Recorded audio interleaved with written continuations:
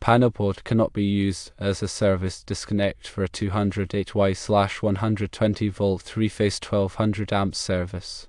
According to the National Electrical Code, a service disconnect must be a switchboard or a circuit breaker rated for the entire ampacity of the service. Panelboards are not typically rated for the full service ampacity in this case, which is 1200 amps. There are several key differences between panelboards and switchboards that make switchboards the appropriate choice for this application. One major difference is main breaker integration. Panelboards have the main breaker integrated into the same panel as the branch circuit breakers, while switchboards have a separate main breaker section and a distribution section for branch circuit breakers. Panelboards generally have lower ampacity ratings than switchboards. Switchboards are designed to handle higher current demands and support larger distribution systems. Panelboards are typically smaller and more compact, while switchboards are larger and more robust. Switchboards provide better fault protection and isolation between circuits.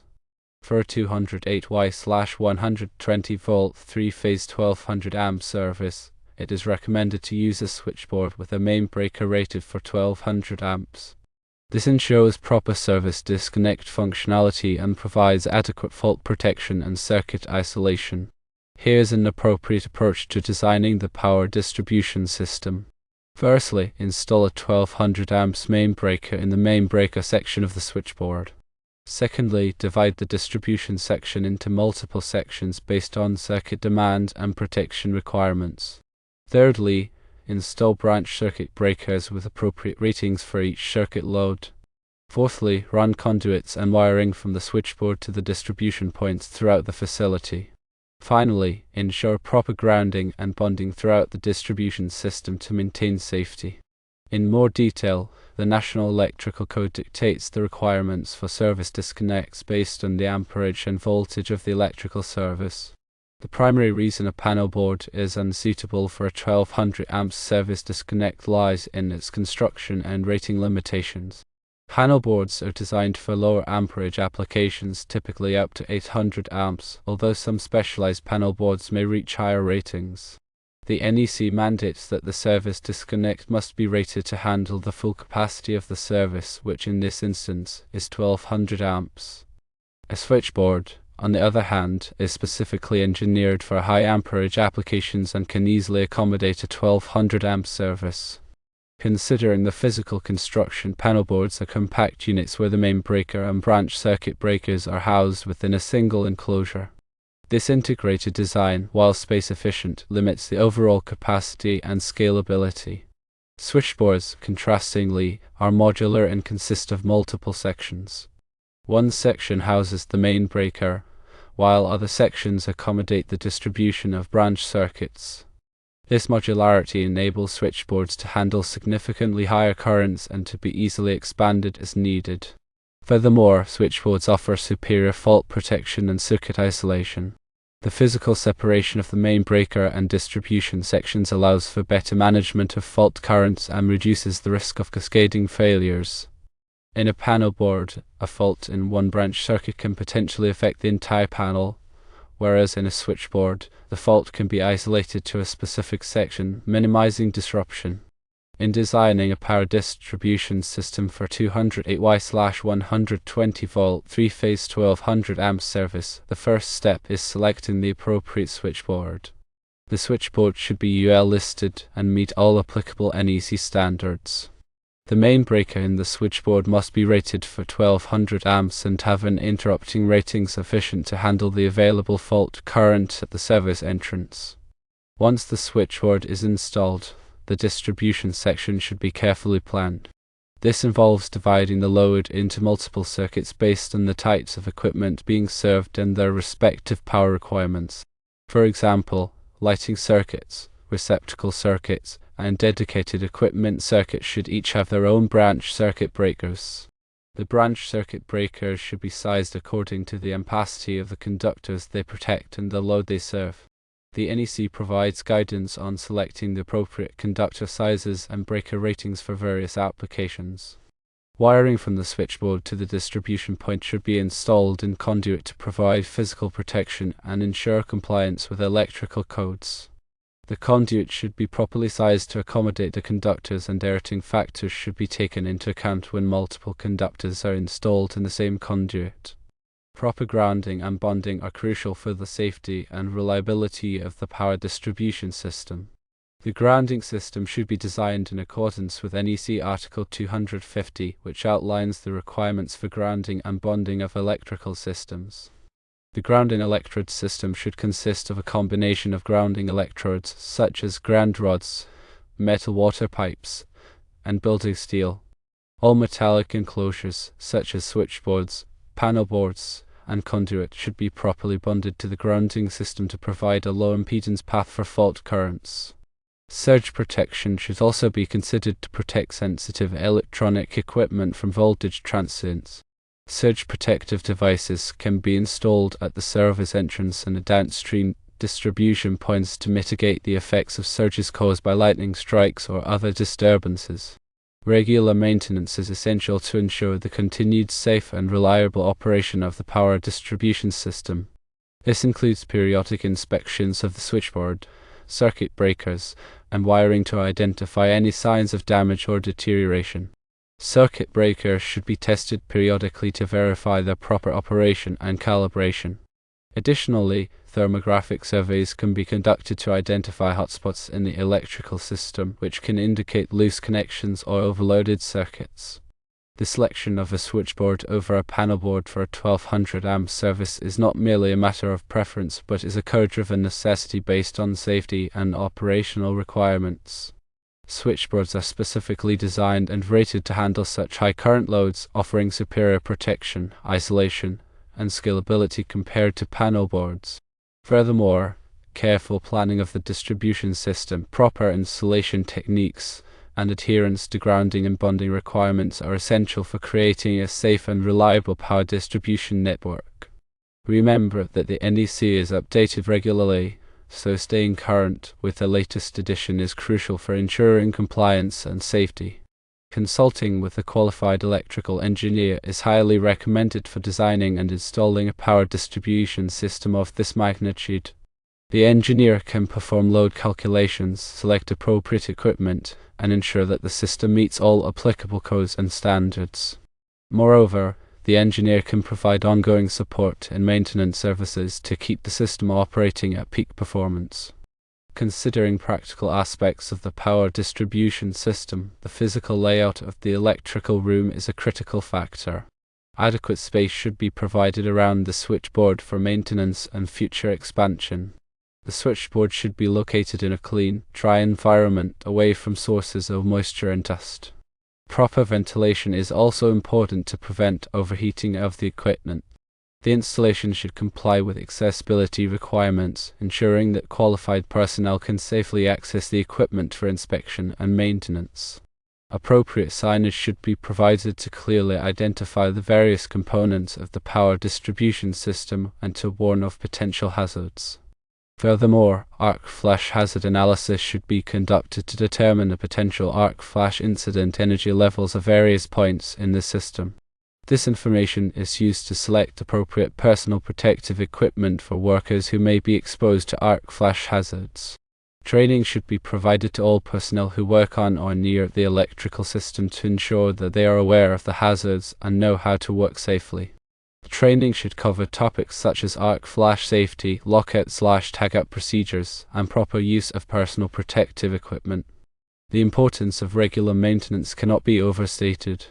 Over time, electrical connections can loosen, insulation can deteriorate, and circuit breakers can become less reliable.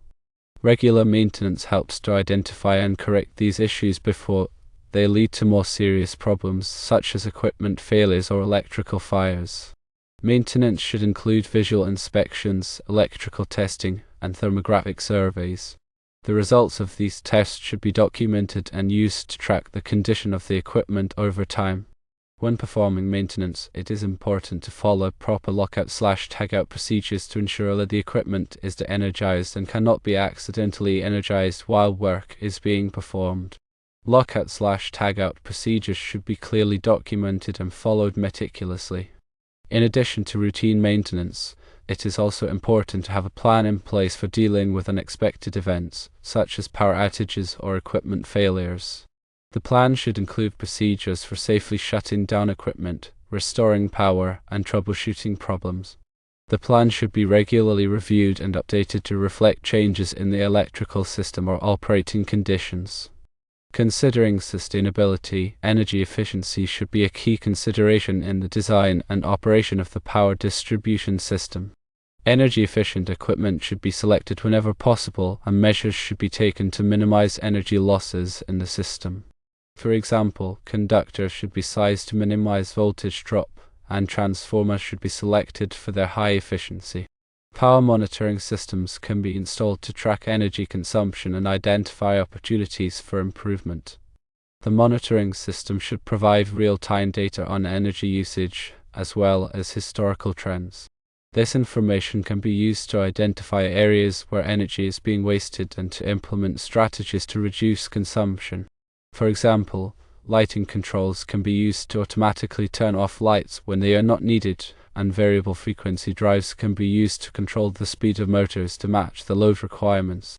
Finally, compliance with the NEC is not a one-time event but an ongoing process.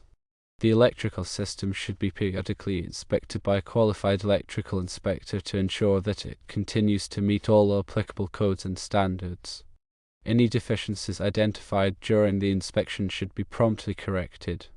In summary, designing and installing a power distribution system for a 1200 amp service requires careful planning, attention to detail, and adherence to all applicable codes and standards. The use of a switchboard is essential for providing adequate capacity, protection, and isolation. Proper grounding and bonding are critical for safety, and regular maintenance is necessary to ensure the continued reliability of the system. By following these guidelines, it is possible to create a safe, efficient, and reliable power distribution system that will meet the needs of the facility for years to come. Choosing a switchboard involves several considerations beyond just meeting the minimum NEC requirements. Firstly, consider the future expansion capabilities. A switchboard offers greater flexibility for adding additional circuits or increasing the capacity of existing circuits compared to a panelboard. This is because switchboards are modular and can be easily expanded by adding new sections. Secondly, consider the available space. Switchboards are typically larger than panelboards, so it's important to ensure that there is enough space in the electrical room to accommodate the switchboard. The layout of the electrical room should also allow for easy access to the switchboard for maintenance and repairs. Thirdly, consider the complexity of the system. If the power distribution system is relatively simple, a standard switchboard may be sufficient. However, if the system is more complex, with multiple voltage levels or specialized equipment, a custom-engineered switchboard may be necessary. A custom-engineered switchboard can be designed to meet the specific needs of the application, including features such as automatic transfer switches, power monitoring systems, and surge protection devices. Fourthly, consider the reliability requirements. In critical applications such as hospitals or data centers, it's important to choose a switchboard that is designed for high reliability. This may involve selecting components with higher ratings, implementing redundant systems, and performing regular maintenance. Fifthly, consider the cost. Switchboards are typically more expensive than panelboards, so it's important to weigh the cost against the benefits. However, the higher cost of a switchboard may be justified in applications where reliability, expandability, or flexibility are important considerations. In terms of approaching the power distribution system design, it's important to start with a thorough load analysis. This involves determining the total electrical load that the system will need to support, including both present and future loads. The load analysis should take into account the types of equipment that will be connected to the system, their power requirements, and their duty cycles. Once the load analysis is complete, the next step is to select the appropriate switchboard and distribution equipment. This includes sizing the main breaker, selecting the appropriate branch circuit breakers, and determining the conductor sizes. The selection of equipment should be based on the load analysis, the NEC requirements, and the specific needs of the application. The switchboard and distribution equipment should be installed in accordance with the manufacturer's instructions and all applicable codes and standards. Proper grounding and bonding are essential for safety, and all connections should be made securely. The power distribution system should be tested and inspected to ensure that it is operating correctly and that it meets all applicable codes and standards. Regular maintenance should be performed to keep the system in good condition and to prevent problems from developing.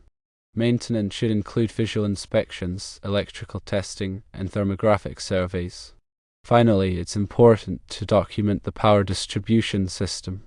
This includes creating a set of drawings that show the layout of the system, the location of all equipment, and the wiring diagrams. The documentation should also include the equipment specifications, the maintenance procedures, and the testing results. This documentation will be invaluable for troubleshooting problems, performing maintenance, and making future modifications to the system. When dealing with a 1200 amp service, remember that the electrical system is a critical infrastructure component. Proper design, installation, and maintenance are essential for ensuring the safety and reliability of the system. Don't hesitate to consult with qualified professionals to ensure that the system is designed and installed correctly. These professionals can provide valuable expertise and guidance, helping to avoid costly mistakes and ensuring that the system meets all applicable codes and standards. Safety should always be the top priority when working with electrical systems. Always follow proper safety procedures and never take shortcuts. The consequences of an electrical accident can be severe, so it's important to take all necessary precautions. This includes wearing appropriate personal protective equipment, using insulated tools, and energizing equipment before working on it. By following these guidelines, you can create a safe and reliable power distribution system that will meet the needs of the facility for years to come.